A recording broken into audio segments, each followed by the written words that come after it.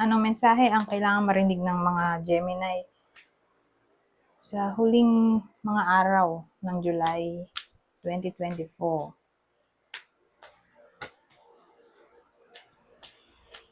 Pwedeng nangyayari na to o mangyayari pa lang. Kung hindi man mag-resonate sa inyo itong magiging reading, baka mag-resonate sa someone na kakilala ninyo o mahal ninyo sa buhay. Eto, tulad nito, gender, di ba? Kung hindi man mag-fit sa inyo itong gender, wag nyo na pansinin. So, as long as fit naman yung reading sa sitwasyon nyo. Pwede rin namang gawin nyo na lang masculine energy o feminine energy itong ganitong gender. Kasi, yun nga, minsan may lumalabas tulad ngayon na gender. O gawin nyo na lang itong yung, ano tawag ito? Itong gender na to, gawin nyo na lang extrovert. Tapos yung babae, siya yung introvert.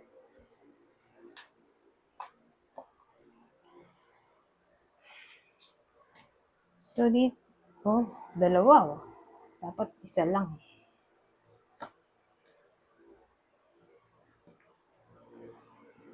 Ayan, yan. Ang naisip ko nga, nung di ko pa ito nakikita, itong dalawa. Career to.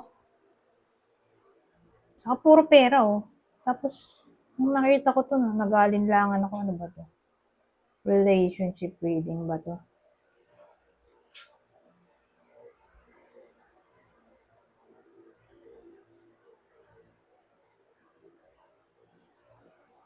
Mag-stick na lang tayo doon sa una kong naisip. Career. Okay? Ang tatamaan lang ng reading na to ay ito. Ito, hindi na to tao. Energy na lang yan. Yung energy niya mismo nitong card. So, ang tatamaan lang ng reading na to ay lalaki, in a relationship siya, kaya lang di siya masaya. Hindi na siya masaya sa relasyon niya. Hindi ko naman sinasabing may third party o makipag-break na yung karelasyon. Ang sinasabi ko, yung tatamaan ng reading na to, ay yung lalaking para bang hindi na siya masaya sa relasyon niya. So, sa buhay career niya,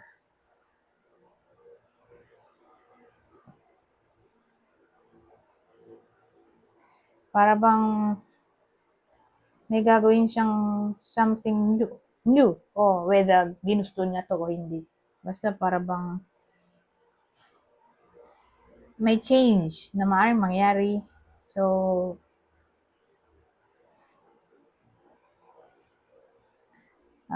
may transformation dito mababago yung buhay niya in a way na i-let go niya yung mga tao o anyone na hindi na nagserve ng purpose, good purpose sa buhay niya.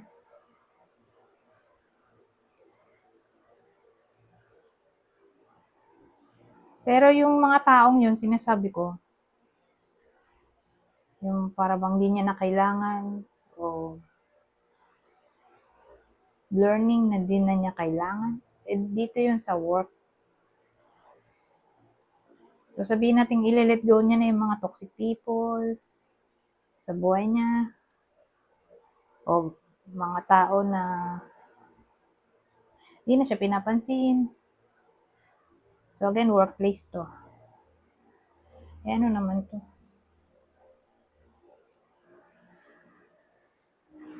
Ngayon, dahil nag-decide na siya mag-let go, ito yung reward niya. Kasi, syempre, meron siyang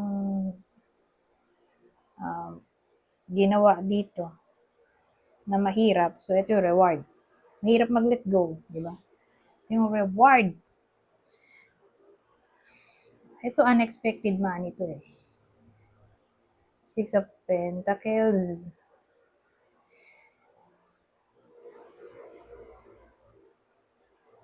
Ano to?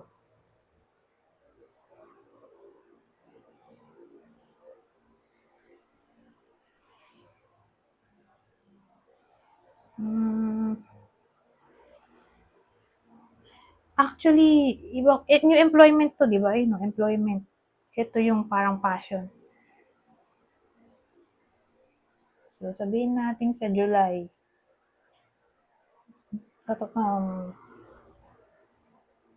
Sa buong July, di ba? Buong mga araw bago matapos ang July. Either magre-resign tong taong to o may isipan niya palang mag-resign. Grabe rin, no? Di na nga siya masaya sa relasyon. Di pa siya masaya sa mga katrabaho niya. Ano ba yan? Kasi parang hanapin niya yung passion niya dito. Kung new job. Pero kung di naman ganon, may ano tayo dito, Six of Pentacles. May gift siya matatanggap dito. So again, reward o award sa pag-let go niya. Gift mula sa universe. So, sabihin natin blessing. May matatanggap na blessing yung iba sa inyo. O money. Blessing in a form of gift o money. O tataas ang sahod niya.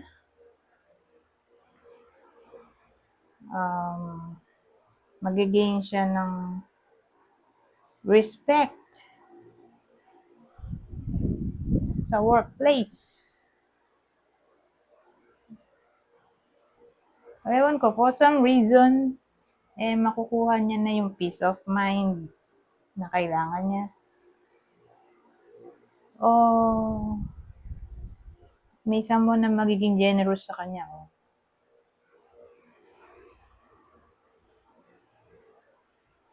Bago matapos ang July.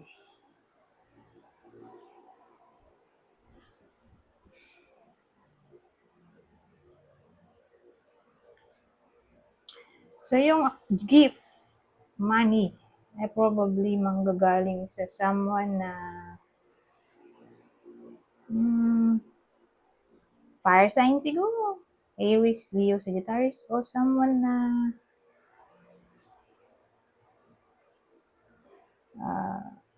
energetic, passionate, action-oriented na tao. Extrovert ba? In general. Pwede rin namang 30 to 59 years old yung tao dito. O donation to. Pwede rin donation to eh. So again, makakatanggap ng charity ng iba sa inyo. Wala dito. Pwede rin ganon. O at least, maganda naman yung kinahantungan nito. Dito naman tayo.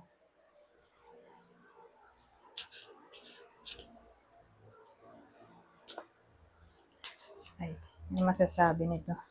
Oh! Three of Cups. Eight of Cups. Three of Hearts.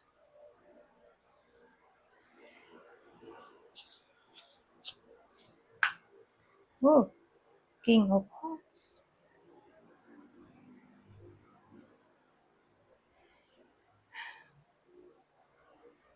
So, ano yan? Ay, lalaki tayo, oh. King eh. So, yung king natin dito probably maputi. Yung lalaki, maputi. Kaya lang nangangamba ako dito sa three. Three of Hearts.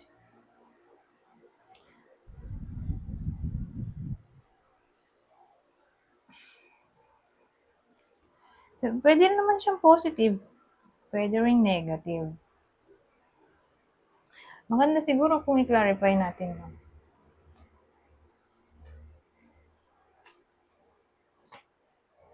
Na. Oh. Mali to. Huwag nyo napansinin masyado to. Kasi napansin ko na itong meaning nito ay katulad din sa baliktad na ano ba yun? The Magician yata. So, mali yung nakalagay.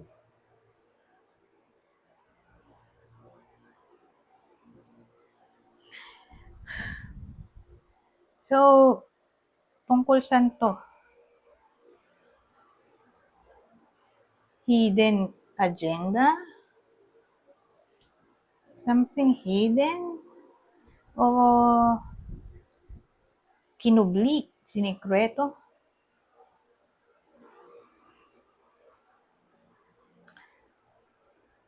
O kinalimutan? Ano kaya yun?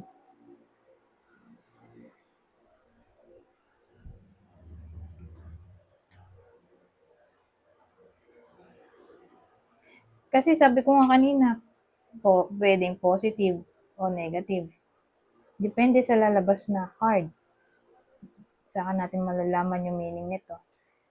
Ngayon, napag-alaman natin na negative pala to. So, doon na to papalo sa cheating. Itong lalaking to, hindi pa siya makapili. Kasi ano to kahit ito lang kahit wala to. Ito lang. Whether ganito, o ganon. Sa relationship, parang nakakabahala pag nakita mo. Although pwede rin naman siyang intuition, psychic ability, pero pwede kasing cheating card to O secret woman.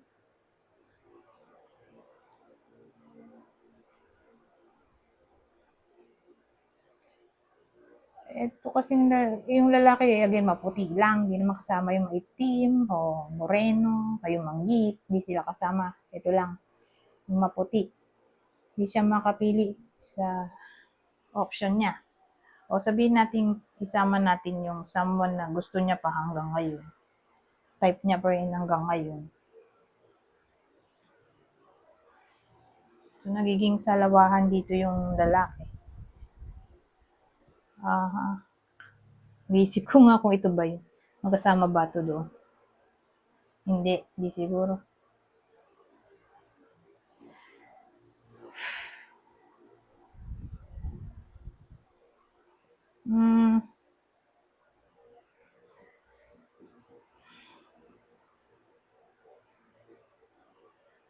O pwede rin naman ganito. Sabihin natin, ikaw mismo, lalaki ka. Alam mo sa sarili mo, wala ka namang gustong iba. Pero in a relationship ka. Halimbawa lang. Baka ikaw yung mag-iingat dito. Be cautious. Kailangan mo maging cautious.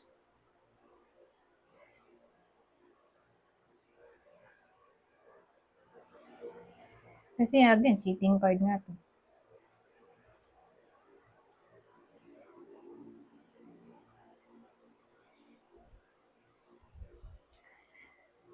Cheating card, tas 3 of cups, di ba? 3 of cups, 3 of hearts. So, nakakabahala. Ganito na lang, whether babae ka o lalaki. Mag-iingat. Lalo na kung yung involved sa kwento na to, whether ito yung puso nyo o kayo mismo to. Maputi, lalaki, yun nga, mag-iingat siya. O mag-iingat kayo sa lalaking to. Nagiging salabahan siya dito Hindi pa siya makapili. Kung sino. Parang gusto niya pa rin yung ex niya o may natataypan siyang iba.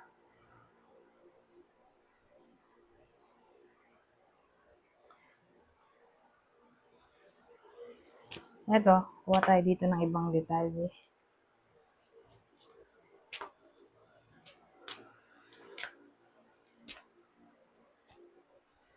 Ay, third party nga speaking Ito na yung sinasabi ko Eto, na-clarify na dito. So sabi, you may be dealing with a karmic situation.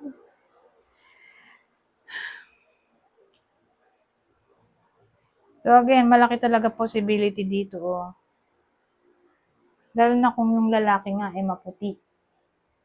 O yung person nyo, o kayo mismo to, pero maputi. Pero again, kung ikaw mismo, maputi ka, lalaki ka. Tapos di ka makarelate. Baka tatama tong reading sa someone na kakilala mo, lalaki, maputi. Okay? Pwedeng ganon.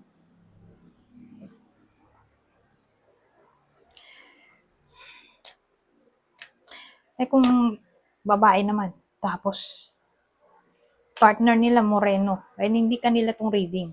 Okay? Baka tumama tong reading na to sa someone na kakilala nila. Again, lalaki, maputi. Ano naman to? Psychic connection. Your communication goes beyond mere words.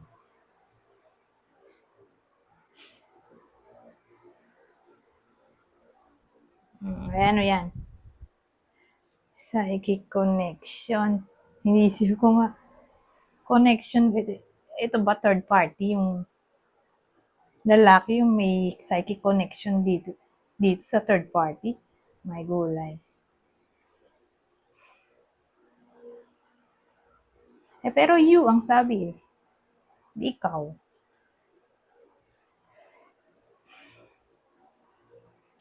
Sabihin naman natin ilayo natin sa topic ng third party to. Pero kung ididikit nga natin, sila yung may psychic connection, yung third party, saka yung lalaking maputi. Pero kung di natin ididikit ito lang, sabihin naman natin na wala namang problema sa relasyon nyo. Alam mo, sa sarili mo, confident ka. Kayo to. May mental telepathy, psychic connection.